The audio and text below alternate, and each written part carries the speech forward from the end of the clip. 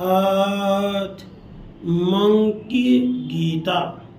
Monkey Gita Mahabharat के शांति पर्व के अंतर्गत भीष्म युधिष्ठिर संवाद के क्रम में प्राप्त होती है। इसमें मंकी नामक एक प्राचीन मुनि का रोचक एवं शिक्षाप्रद आख्यान वर्णित है, जिसके माध्यम से कामना, विशेषकर धन की तृष्णा को ही सभी दुखों का मूल तथा कामना के त्याग को ही सुख का हेतु बताया गया है। विषय के प्रतिपादन में दृष्टांत के अतिरिक्त बहुत से सबल तर्क भी उपस्थित किए गए हैं। तो आइए हम मंकी गीता का श्रवण करते हैं। युधिष्ठिर जी ने पूछा, दादाजी, यदि कोई मनुष्य धन की तृष्णा से ग्रस्त होकर तरह तरह के उद्योग करने पर भी धन ना पा सके तो वह क्या करे जिससे उसे सुख की प्राप्ति हो सके। भीष्म जी ने कहा, भारत, सब में समता का भाव, व्यर्थ परिश्रम का अभाव, सत्य भाषण, संसार से वैराग्य और कर्म आसक्ति का अभाव, ये पांचों जिस मनुष्य में होते हैं वह सुखी होता है। ज्ञानवृत्त पुरुष इन्हीं पांच वस्तुओं को शांति का कारण बताते हैं। यही स्वर्ग है, यही धर्म है और यही परम उत्तम सुख माना गया है। युधिष्ठिर इस विषय में जानकार पुरुष एक प्राचीन इतिहास का उदाहरण दिया करते हैं। मंकी नामक मुनि ने भोगों से विरक्त होकर जो उद्गार प्रकट किया था वही इस इतिहास में वर्णित है। उसे बताता हूँ, सुन। मंकी धन के लिए अनेक प्रकार की चेष्टाएं करते थे, परंतु हर बार उनका प्रयत्न व्यर्थ हो जाता था। अंत में जब बहुत थोड़ा धन शेष रह गया तो उसे देकर उन्होंने 2 नए बछड़े खरीदे। एक दिन उन दोनों बछड़ों को परस्पर जोड़कर वे हल चलाने की शिक्षा देने के लिए ले जा रहे थे।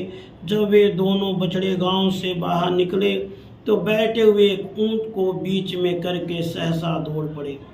जब वे उसके गर्दन के पास पहुंचे तो ऊंट के लिए यह असह्य हो उठा। वह रोष में भरकर खड़ा हो गया और उन दोनों बछड़ों को ऊपर लटकाए हुए बड़े जोर से भागने लगा। बलपूर्वक अपहरण करने वाले उस ऊंट के द्वारा उन दोनों बछड़ों को अपहत होते और मरते देख मंकी ने इस प्रकार कहा, मनुष्य कैसा ही चतुर क्यों न हो, जो उसके भाग्य में नहीं है उस धन को वह श्रद्धा पूर्वक भली भांति प्रयत्न करके भी नहीं पा सकता। पहले मैंने जो प्रयत्न किया था उसमें अनेक प्रकार के अनर्थ खड़े हो गए थे। उन अनर्थों से युक्त होने पर भी मैं धन उपार्जन को ही चेष्टा में लगा रहा, परंतु देखो आज उन बछड़ों की संगति से मुझ पर कैसा दैवी उपद्रव आ गया। यह ऊंट मेरे बछड़ों को उछाल उछाल कर विषम मार्ग से ही ले जा रहा है। देव संयोग से उन्हें गर्दन पर उठाकर बुरी मार्ग से ही दौड़ रहा है। इस ऊंट के गले में मेरे दोनों प्यारे बछड़े 2 मणियों के समान लटक रहे हैं। यह केवल देव की ही लीला है। हठ पूर्वक किए हुए पुरुषार्थ से क्या होता है। यदि कभी कोई पुरुषार्थ सफल होता दिखाई देता है तो वहाँ भी खोज करने पर देव का ही सहयोग सिद्ध होता है। अतः सुख की इच्छा रखने वाले पुरुष को धन आदि के ओर से वैराग्य का ही आश्रय लेना चाहिए। धन उपार्जन की चेष्टा से निराश होकर जो विरक्त हो जाता है वह सुख की नींद सोता है। सुखदेव मुनि ने जनक के राजमहल से विशाल वन की ओर जाते समय सब ओर से बंधन मुक्त हो क्या ही अच्छा कहा था। जो मनुष्य अपनी समस्त कामनाओं को पा लेता है तथा जो इन सब का केवल त्याग कर देता है, इन दोनों के कार्यों में समस्त कामनाओं को प्राप्त करने की अपेक्षा उनका त्याग ही श्रेष्ठ है। कोई भी पहले कभी धन आदि के लिए होने वाली संपूर्ण प्रवृत्तियों का अंत नहीं पा सका है। शरीर और जीवन के प्रति मूर्ख मनुष्य की ही तृष्णा बढ़ती है। जो कामनाओं के दास, तू सब प्रकार के चेष्टाओं से निवृत्त हो जा और वैराग्य पूर्वक शांति धारण कर। तो धन की चेष्टा करके बारंबार ठगा हुआ है तो भी उसकी ओर से वैराग्य नहीं होता है। ओ धन की कामना वाले मन, यदि तुझे मेरा विनाश नहीं करना है, यदि तू इसी प्रकार मेरे साथ आनंद पूर्वक रहना चाहता है, तो मुझे व्यर्थ लोभ में न फंसा। तूने बार बार द्रव्य का संचय किया, बारंबार नष्ट होता चला गया। धन की इच्छा रखने वाले मूढ़, क्या कभी तू धन की तृष्णा और चेष्टा का त्याग भी करेगा? अहो, यह मेरी कैसी नादानी है जो मैं तेरे हाथ का खिलौना बना हुआ हूँ। यदि ऐसी बात न होती तो क्या कोई समझदार पुरुष कभी दूसरों की दास्ता स्वीकार कर सकता है? पूर्व काल के तथा पीछे के मनुष्य भी कभी कामनाओं का अंत नहीं पा सके, अतः मैं समस्त कर्मों का आयोजन त्याग कर सावधान हो गया हूँ और अब मैं पूर्णतः जग गया हूँ। काम निश्चय ही तेरा हृदय फौलाद का बना हुआ है, इसलिए अत्यंत सुदृढ़ है। यही कारण है कि सैकड़ों अनर्थों से व्याप्त होने पर भी इसके सैकड़ों टुकड़े नहीं हो जाते। काम, मैं तुझे अच्छी तरह जानता हूँ और जो कुछ तुझे प्रिय लगता है उससे ही परिचित हूँ। चिरकाल से तेरा प्रिय करने की चेष्टा करता चला आ रहा हूँ, परंतु कभी मेरे मन में सुख का अनुभव नहीं हुआ। काम, मैं तेरी जड़ को जानता हूँ, निश्चय ही तू संकल्प से उत्पन्न होता है। अब मैं तेरा संकल्प ही नहीं करूँगा जिससे तू समूल नष्ट हो जाएगा। धन की इच्छा अथवा चेष्टा सुखदायिनी नहीं है। यदि धन मिल भी जाए तो उसकी रक्षा आदि के लिए बड़ी भारी चिंता बढ़ जाती है। यदि एक बार मिलकर वह नष्ट हो जाए तब तो मृत्यु के समान ही भयंकर कष्ट होता है। और उद्योग करने पर भी धन मिलेगा या नहीं, यह निश्चय नहीं हो पाता है। शरीर को निछावर कर देने पर भी मनुष्य जब धन नहीं पाता है तो उसके लिए इससे बढ़कर महान दुख और क्या हो सकता है। यदि धन की उपलब्धि हो भी जाए तो उतने से ही वह संतुष्ट नहीं होता है, अपितु तो धन की लालसा करने लग जाता है। काम, स्वादिष्ट गंगा जल के समान यह धन तृष्णा की ही वृद्धि करने वाला है। मैं अच्छी तरह जान गया हूँ, यह तृष्णा की वृद्धि मेरे विनाश का कारण है, अतः तो मेरा पिंड छोड़ दे। मेरे इस शरीर का आश्रय लेकर जो पांचों भूतों का समुदाय स्थित है, वह इसमें से अपनी इच्छा के अनुसार सुखपूर्वक चला जाए या इसमें रहे, इसमें मुझे कोई परवाह नहीं है। पंचभूतगण अहंकार आदि के कारण तुम सब लोग काम और लोभ के पीछे लगे रहने वाले हो, अतः तुम पर यहाँ मेरा रत्ती भर भी स्नेह नहीं है। इसलिए मैं समस्त कामनाओं को छोड़कर केवल अब सत्व गुण का आश्रय ले रहा हूँ।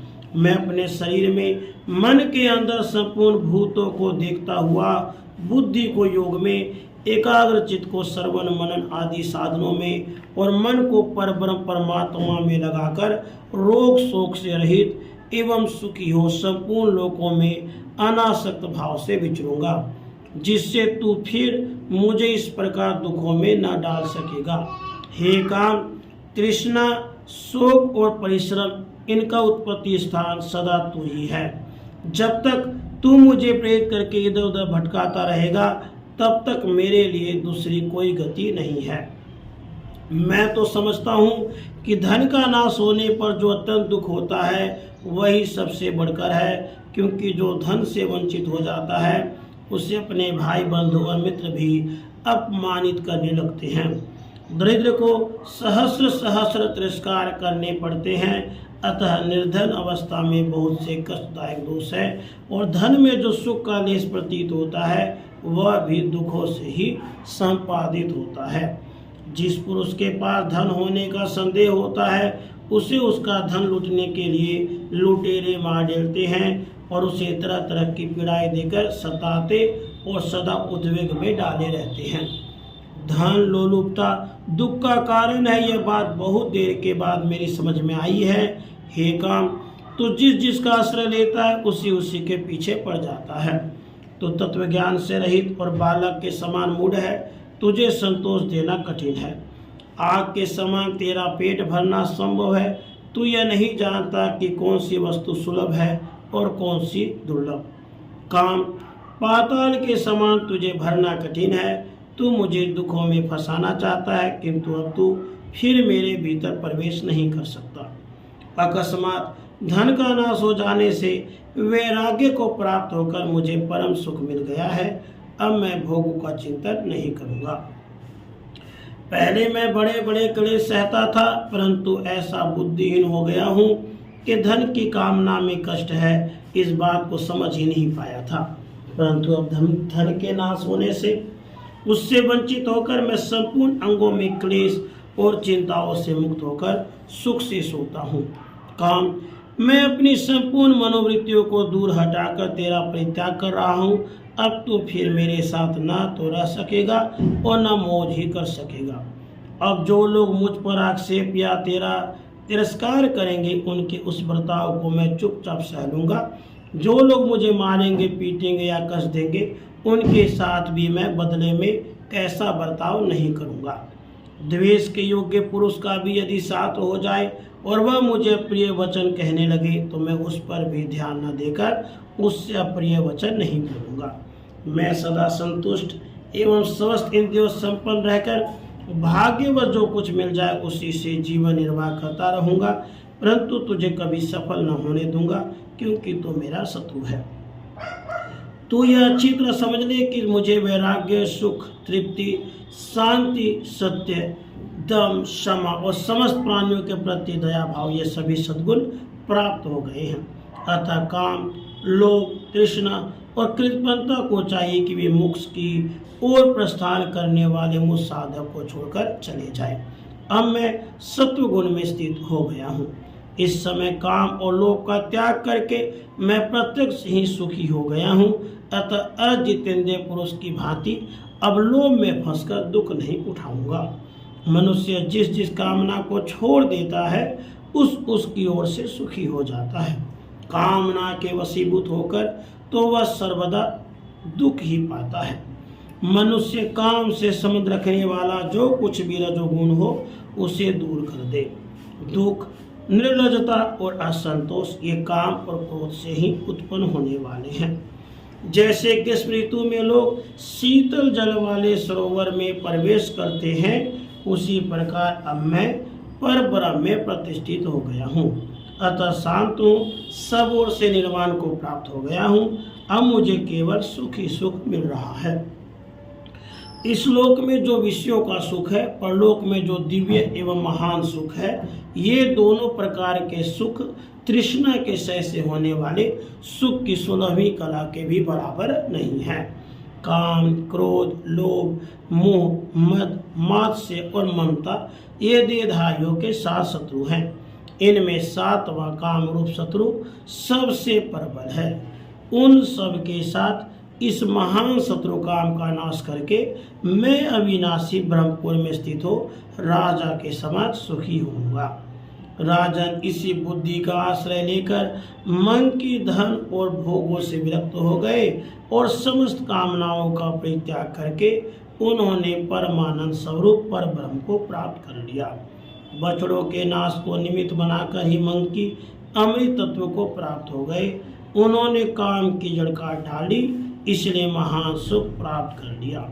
इति श्री महाभारते शांति पर्वणि मोक्ष धर्म पर्वणि मन की गीता संपूर्णा।